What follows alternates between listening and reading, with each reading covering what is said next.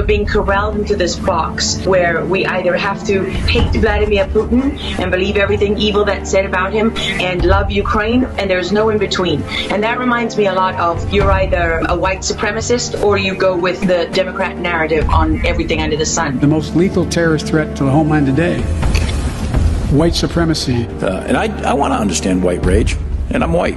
I mean, there's as much interference here as you could possibly imagine. Before you even get to Hunter Biden, Nancy Pelosi, John Kerry, Mitt Romney, and all of their children who earn millions from Ukrainian gas companies. These days, it's hard to believe anything because they've lied about COVID, they lied about Russia collusion, they lied about the Ukraine impeachment trial, and there's so much more going on in Ukraine that nobody is talking about. Does Ukraine have chemical or biological weapons? My job as a journalist is to try to understand what is the truth here. I don't like being lied to, and we're being lied to on an epic scale. When we're told your only choice is you have to be 100% with Zelensky.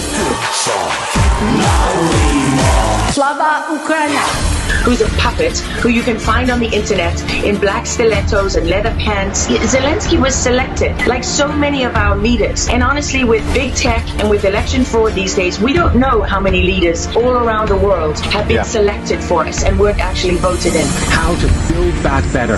We have to build back better. Build back better.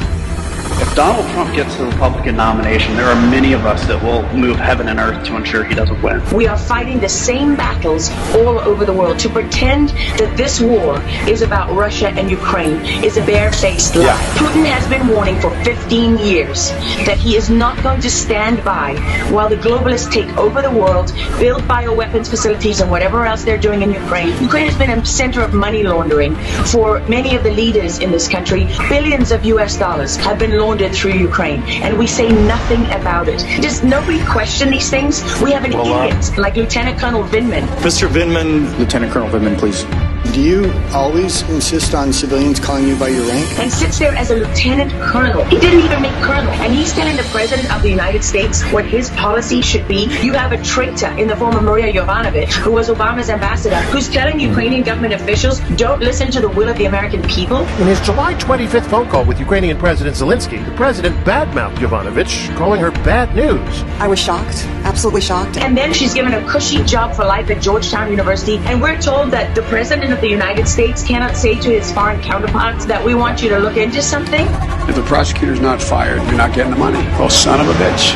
And they put in place someone who was solid. So much hypocrisy and dishonesty here, and Ukraine is at the center of it all.